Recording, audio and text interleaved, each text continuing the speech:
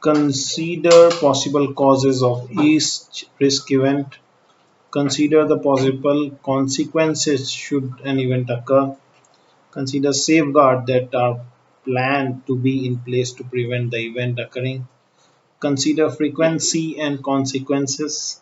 Record discussion on Swift log sheet. Reconsider whether any risk event has been omitted. Use checklist where available. Previous risk event experience to check for completeness. Delphi Technique Delphi Technique is an information gathering tool that is used to reach a consensus of expert on a subject. Each expert participates anonymously, and facilitator use questionnaire to solicit idea about the important points related to subject. The responses summarized and recirculated to the expert for further comments. Consensus may be reached in few or many rounds. Delphi techniques help to reduce the biasness and undue influence of one person. Now, the root cause analysis is focuses on investigating the root causes of risk event. It may be applied to hypothetical risk event scenarios or actual risk event either within or in similar organization. It is based on the assumption that many risk events have multiple causes. This adds depth to the identification of risk event by exploring how and why the event may occur. If organization can find ways to prevent these causes, events may be stopped from occurring. It is based on following four principles. Identify the causes of the events, establish the timeline from normal operation of the risk event, distinguish between root causes and more immediate causes, use the risk result to improve control and help manage future risk events. This is time consuming, rarely practicing or cost effective, but this is good when investigating the causes for larger and negative risk events. For example, a fire risk needs material to burn, a spark and oxygen before it can cause damage. Root cause analysis adds depth to the identification of risk event by exploring how and why the event may occur. System and process mapping involves putting all of an organization's system and processes into flowcharts. These charts are then investigated to identify potential sources of risk to various systems, processes, objectives, and activities. A common investigation technique is fault tree analysis. It tries to identify potential system or process failure and then look backward to search out the possible causes of that failure. Fault tree approach is that it can highlight connected risk events that could combine to cause much larger risk event. Disadvantages: time taking and costly. Then loss event and near miss investigation. These are the risk events that occur but which do not result in a loss.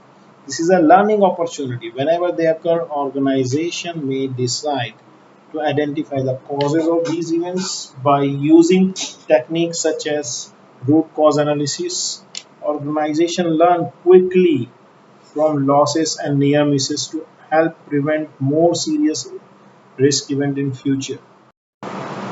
Those are the identification of common risk. Now, identifying emerging risks. These risks are either significant new risks or risks that were previously known but were not considered significant. Emerging risks are characterized by high level of uncertainty. A common technique for assessing the emerging risk is past analysis, which includes politics, political. This change is a key source of emerging risk. Then economic. This change can create new opportunities and downside risks. Social media and technological risk can be emerging risks. Technology, rise in internet, smartphone, hacking attacks are examples of social media and are emerging risks. Another technique to analyze emerging risk is SWOT analysis. Then another technique is risk assessment technique. This it will assess the probability and impact of the risk event to help determine the level of exposure. Risk assessment technique assesses the probability and impact of the risk event to determine the level of exposures. There are many assessment techniques. Most important are divided into two categories: qualitative risk assessment and quantitative risk assessment. Qualitative risk assessment involves significant degree of judgment similar to those used for risk identification like Delphi technique or fault tree.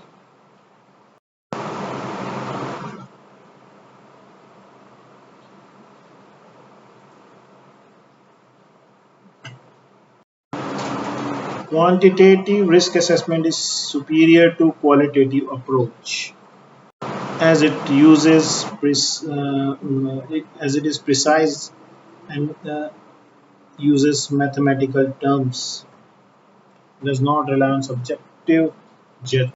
Hybrid approach is combination of both quantitative and qualitative risk assessment techniques. The aim is to provide consistent and objective method for assessing risk, which does not rely on large amount of data.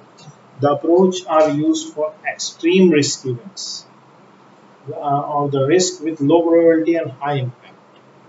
There are two methods for this. One is stress testing and scenario analysis. Stress testing involves assessing the impact that extreme movement in key financial variables may have on organization, either in isolation or together with common variables, which includes fall in income, rising inflation, rising and falling interest rate, fluctuations of cash flow, sudden increase in the cost. Stress tests are often performed by finance function to assess the effect that extreme movement in financial or economic variables may have on organization's income statement or balance sheet. An extension of this is reverse stress testing.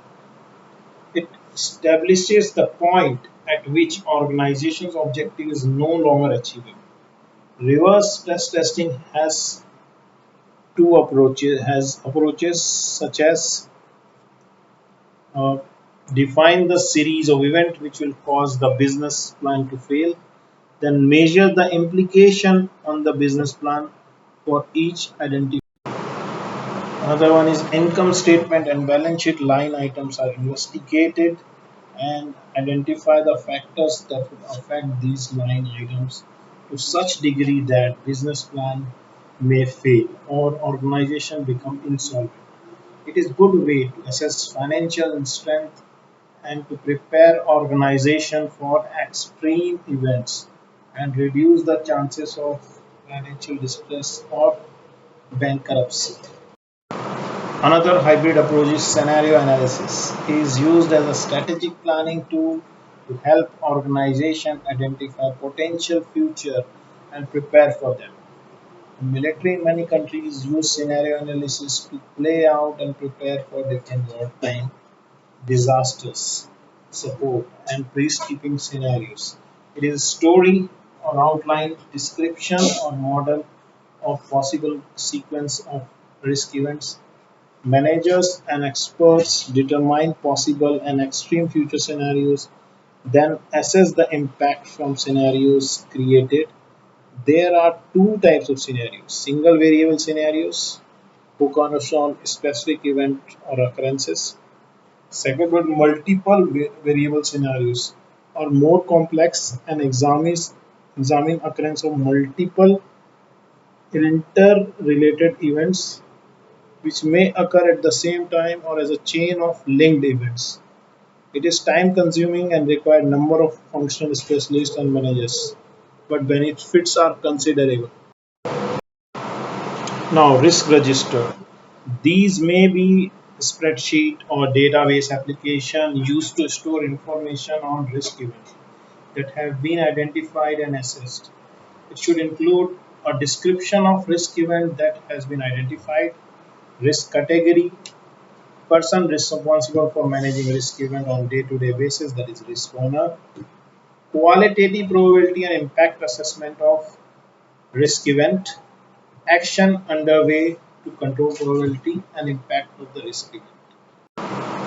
More comprehensive risk register will include more points like qualitative probability and impact assessment of inherent risk, qualitative probability and impact assessment of residual risk, any maximum exposure limit that has been assigned for residual risk exposure, information on potential causes for risk events, information on potential financial and non-financial impact, any risk metrics used to monitor the organization exposure to risk event, recent trends in terms of movement in residual risk exposure. Risk register could be further extended to risk and control assessments. Risk and control assessment is a process that combines identification, qualitative risk assessment, and assessment of control effectiveness. It provides systematic means for identifying control weaknesses and gaps that may threaten the achievement of organization's objectives or operational efficiency of its system and processes. Output of this is production of action plan that helps to allocate scarce resources to address control gaps or weaknesses, considering benefits of associated costs. It also supports internal audit and governance activities. Complements its components include risk register plus an assessment of effectiveness of control and estimate residual risk exposure. And these risk events are linked to objectives. Risk reporting means providing information to decision makers needed to them to on the nature and extent of risk for making best possible choices, whether related to strategic or operational. The report should be context specific and will not depend on nature, scale, and complexity of the organization activity and risks. Various range of risk reports are RAG reporting, in which there would be three colors. The red will specify the level of risk exposure is very high, required immediate action. Amber will show the level of risk exposure higher or normal to higher or lower than normal, and the green level will specify that everything is in normal parameters. There are many risk reporting tools which are heat maps, loss and near miss, risk control and performance indicators, risk dashboard and balanced scorecard, and narrative reporting.